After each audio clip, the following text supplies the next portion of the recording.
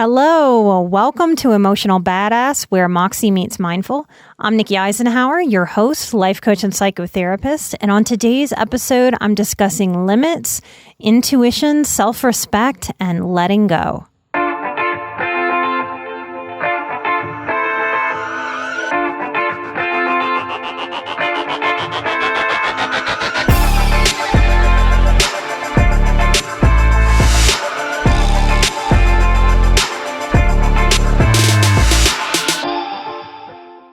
I've certainly felt this, and I have had countless clients talk to me about how having boundaries at first feels really mean.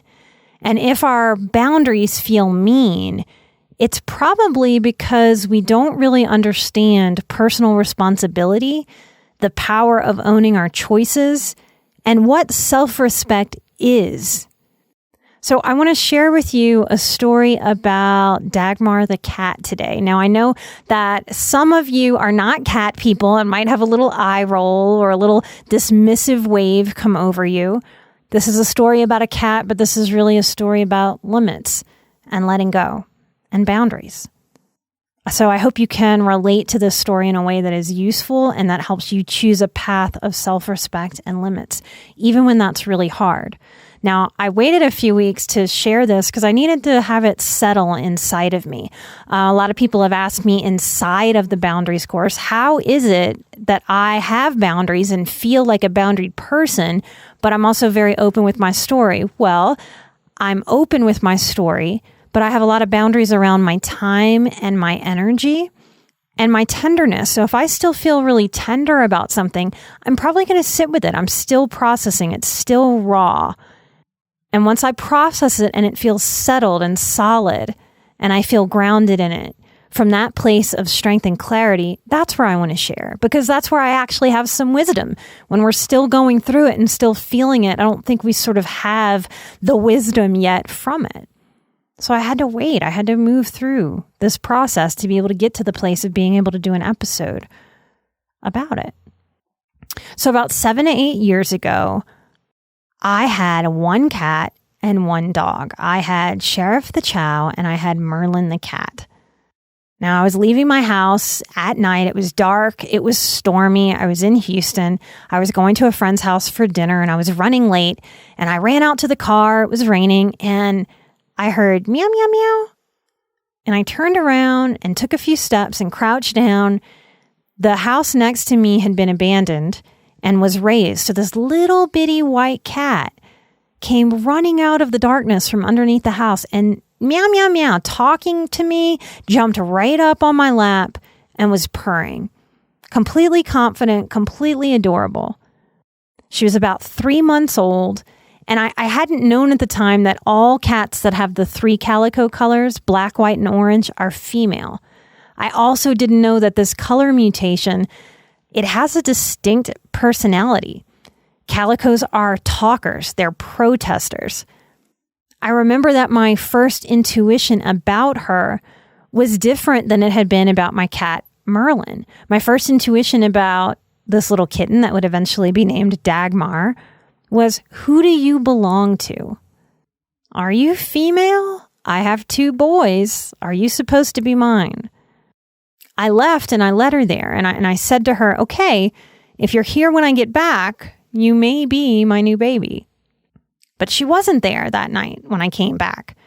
But she found me the next morning and I put her in my garage to keep her separate from my other pets until I could take her to the vet the next day. And she became my baby girl.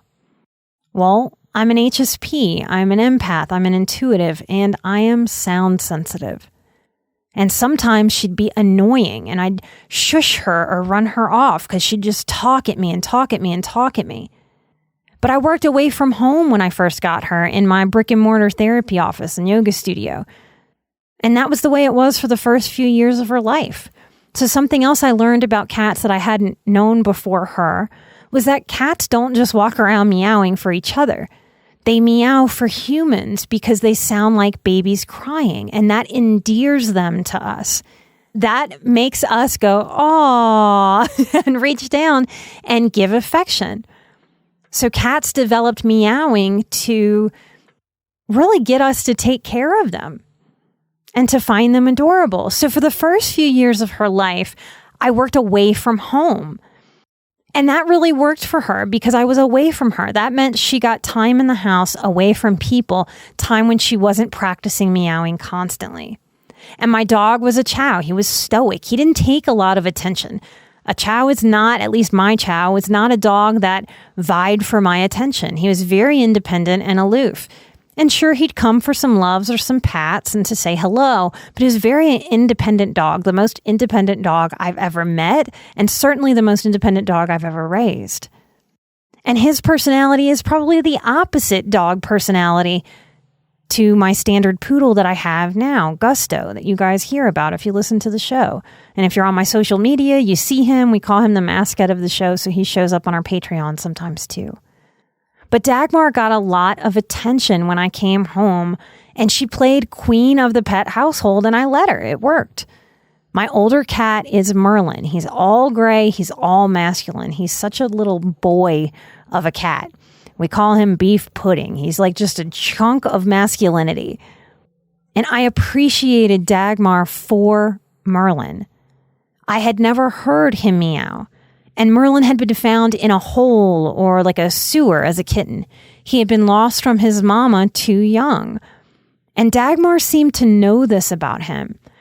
And so for the ways that she was a little bit of a pain in my ass, I really put up with it and allowed it because she was so good for Merlin. He was terrified of her at first, but she was relentless. That little calico personality worked to sort of force her into his space. She would tackle him with all of her legs like a little monkey. And he was more than double her size back then. And she'd tackle him, and then she'd lick him and clean him and give him a bath. And she would do that until he started asking her for a bath, and he liked it. And he would come up to her and roll over. So I loved Dagmar for Merlin. She really taught him how to be a cat. And in some ways, she was his spiritual healing mama for a time. So fast forward a few years, I come to Colorado, I start working from home, and Dagmar starts meowing more. Why? Her human is home all the time. So she's talking all the time. And what happened in my relationship with Dagmar was that I changed our dynamic. I moved my business online. I changed her life and her world and her interactions with me. But it was still no big deal. I could shut the door or I could shush her. And it worked. When Chris and I met and then decided to move in together, we had to introduce his cat, Sophia, into the mix with my chow and my two cats. And the jump from 3 pets to 4, I feel like is really a crazy jump for me in terms of my own limits. But that's what we do. I met someone who had a pet. We merged our households. It's a little chaotic. We both knew that going in. It took the cats a long time to adjust. We also moved a few times. That did not help the cats sort of solidify their relationships and feel really secure with each other. Dagmar upped her talking, and what was once meows turned into spine-tingling protests. We lovingly but annoyingly called her Fran Drescher, the nanny, and we would say she has no idea how she sounds because her sounds are like nails on a chalkboard. When Sophia meows, it's a sweet, little endearing sound. When Dagmar meows, it is like nails on the chalkboard. And that's the thing about Dagmar, also the thing about so many people, is that she has fantastic qualities, but also qualities that I find pretty awful, that are like oil and water to me. She would bully the other cats, never violently, never physically attacking. She's so sweet. She won't scratch or bite any body or any other animal. She's just a bully in voice. She's bossy. She's pushy. She's obnoxious. She's just dominant. She had to eat first and touch everything that came into the house first. She'd push the other cats out of the way. She would scream at us if she saw Chris and I give any other animal in the house attention. So this kept escalating over time. Chris and I work very hard, and he is sound sensitive too. It developed that Dagmar also did not want me and Chris giving attention to each other and not her. She'd walk up and interrupt our conversations till one of us would gasp in frustration, "I can't take it anymore," and exit the room and conversation. You're listening to me from our basement studio where we have all the podcasting equipment and we have things set up to muffle the sound. The second we would sit down to record episodes, Dagmar would pop up. And then we'd have to chase her and she'd run away and we'd try to get her out of the room. So it was like a 15-minute chaotic dance before sitting down to record the show every single time. For two people that run their own businesses, she is a time waster. She is a distraction and an obstacle. One day I just woke up and knew I had to rehome her for the sanity of my household, the people and the pets. Her behavior had escalated in the 2 years since we lost my chow and added a poodle, because my poodle demands attention and he does not play second fiddle. He's like having a 3-year-old in the house at all times. Chris and I reviewed the timeline of her behaviors escalating. Her disdain, her annoyance. To the best of her ability, she was telling us that she wasn't happy, that she wasn't getting enough, and the amount that we had to give her wasn't enough. You've heard me talk a lot about not feeling good enough. This was really hard for me to watch her struggling, feeling like I wasn't giving her enough, and that I was the one that changed her circumstance, her life, and that it was no longer working. I felt guilty about that, even though it was inevitable and these changes were good for me and necessary. I actually sat down and reviewed my own boundaries course. And I prayed about it in the ways that I pray that are different than the Catholic ways I was taught to pray.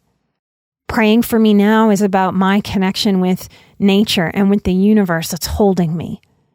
It's not about what any religion or person has told me is prayer. It's about what I've come to feel is my way of praying. And I trusted my intuition, even though that was a hard intuition to process. I didn't want that to be the truth of things. But that's where I was. And that's what needed to happen. And I knew it. So we gave her tons of love and made the decision to not ask her to be quiet or to not shoo her off or shush her. And to just pick her up and love her. And I would tell her for weeks, I love you so much, and I'm so sorry that this hasn't worked out.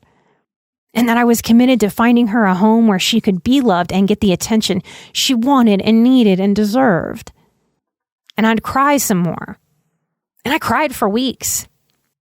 And COVID hit, right while I was coming to terms with this decision.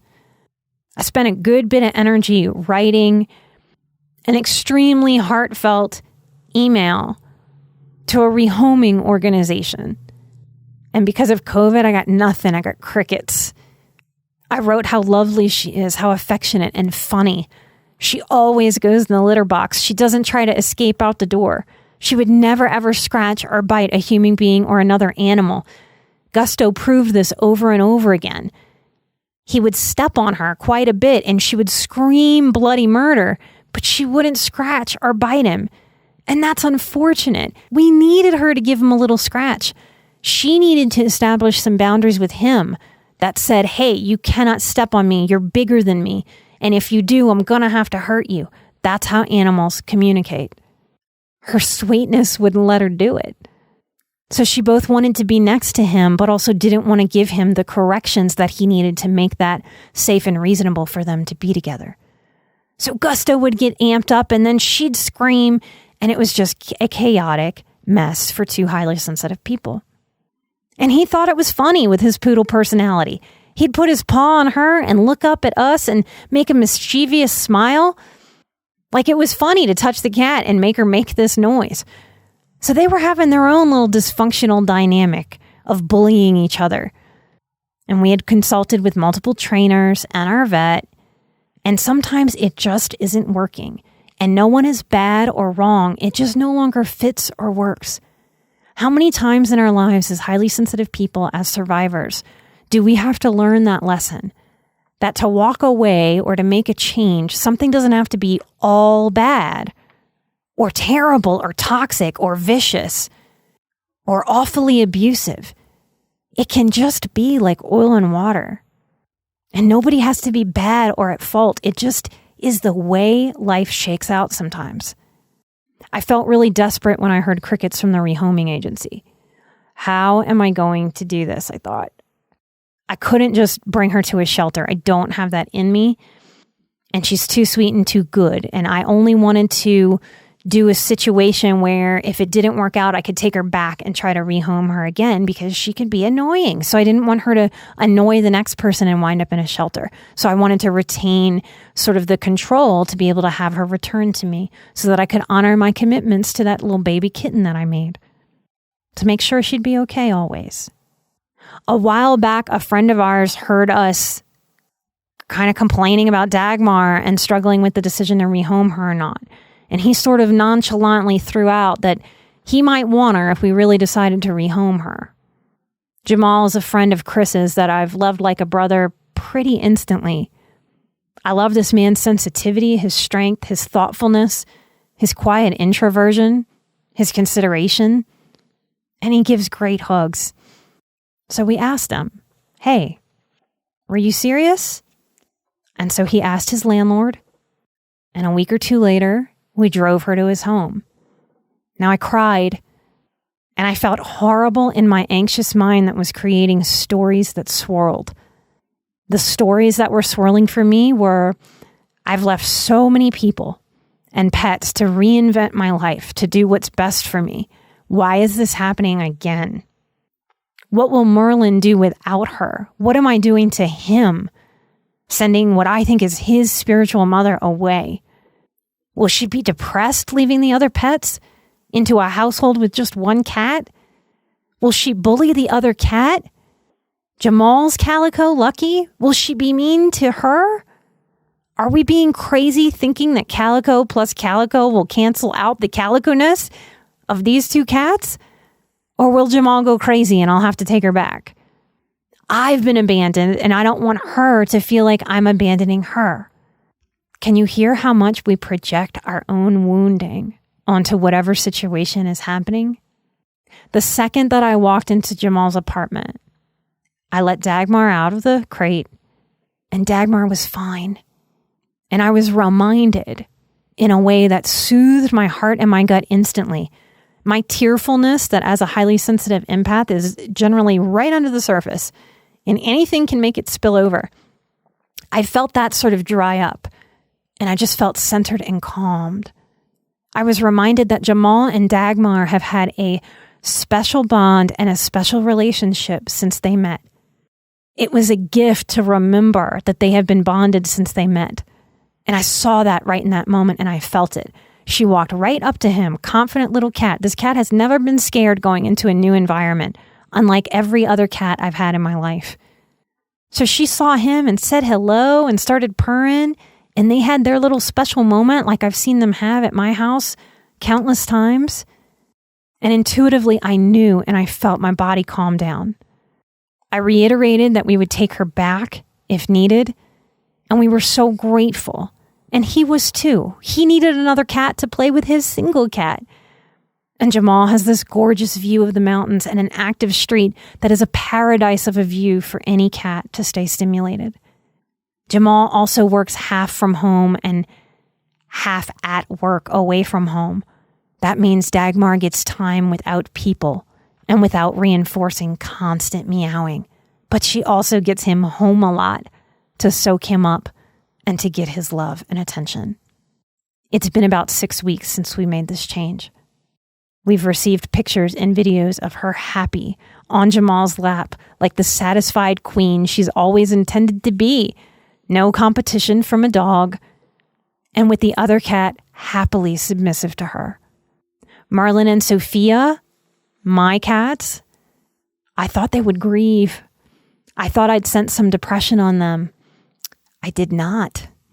Immediately, they seemed to be thankful and relieved and seemed to be telling us thank you. Food was poured and they could eat it when they wanted. They didn't have to get in line behind Dagmar bullying them. Marlin and Sophia's relationship is strengthening. They're hanging out more. They're turning into buds in ways that they couldn't do with Dagmar in the mix. And Gusto is learning to be calmer around cats because his cat brother and sister don't make energy amplifying noises at him. Sophia is starting to hang out with Merlin, getting closer and closer in physical proximity. Our household is harmonious in a way that Chris and I needed it to be. And Dagmar is happily the queen of another household. Yesterday, we were sent a video of Dagmar licking Lucky contentedly, something she never did with Sophia. It was because she wasn't happy she wasn't getting her needs met, so she couldn't give to Sophia the way I saw her give to Merlin all those years ago. And she's not protesting as much because she's getting exactly the kind and quality of attention she wants and needs to be more contented. I teach boundaries every year because I believe boundaries are the foundation of building the life we need, want, and deserve. I teach boundaries because they are the hardest thing I've ever learned, because having limits, saying enough or no or not right now or this just isn't working is extremely hard when we were raised to be people pleasers. Making changes that invite societal and familial judgment as HSPs and survivors and empaths, it hurts and it gets inside our heads until we know how to keep it outside of our conscious process. We somehow wind up making choices that avoid an awareness of any possible judgment. And we create lives that are right for others, but not for ourselves. And this is a great culprit of depression, anxiety, exhaustion, sleep deprivation, feeling empty or hopeless.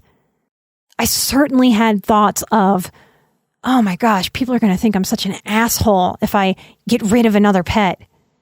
And that's so dismissive and disrespectful of the heart that I put into every decision like this that I make, of the struggle to find what's best for me and everyone else involved.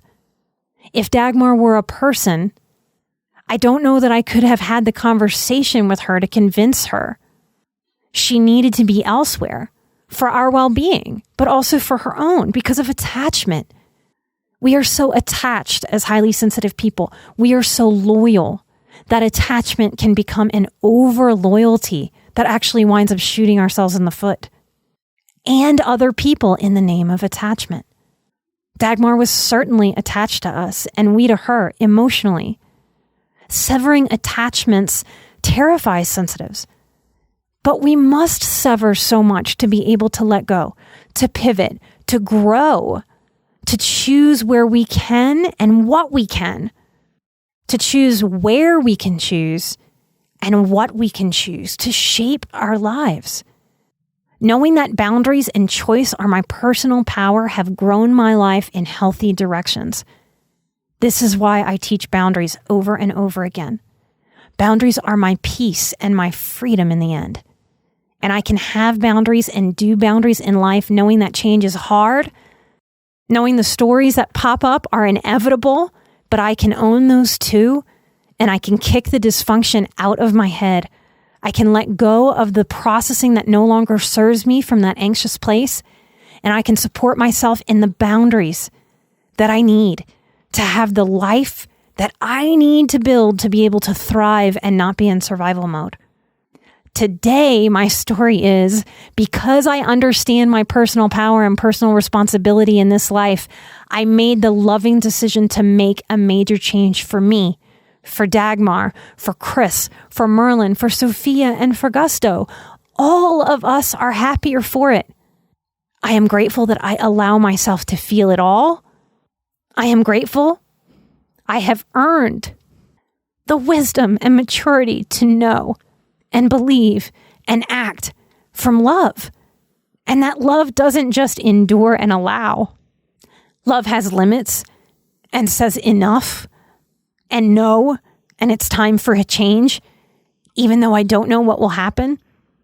I'm grateful I'm brave enough to invite this kind of unknown and step fully into it because I know that sometimes things just can't stay as they are. I can change them from an empowered place, or they can change me in a disempowered and depressed way. I no longer endure. I change what I can change when it needs changing. This is the empowered life I'm continuing to build. This rehoming experience was the most loving thing I could have done for her and for me. Boundaries are love. Boundaries are respect. Boundaries are peace. If you're interested in learning and experiencing my boundaries course with me this year, please come sign up and reserve your spot. You can use Early Bird 2020 as a code to help you save money on the full price, or you can choose a 3, 6, or 12-month payment plan. If you are on our Patreon, use the Patreon code. Do not use the Early Bird 2020 code. You guys get the best discount codes when you're on our Patreon. I want to thank these Patreon producers of the show. You guys are helping us so much get to that goal. We've got a goal of hitting 250 Patreon members. Now we have hit 1.5 million downloads. We are working towards having 250 people support us on Patreon. Right now, this moment, we are at 145. We are so grateful for you. You are why we do not run commercials on the show, and we cannot produce it without you.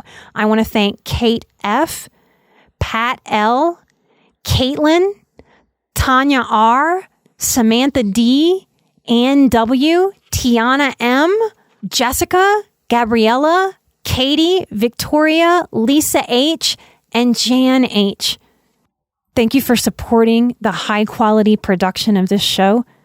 Every time someone finds this show, they learn about being highly sensitive.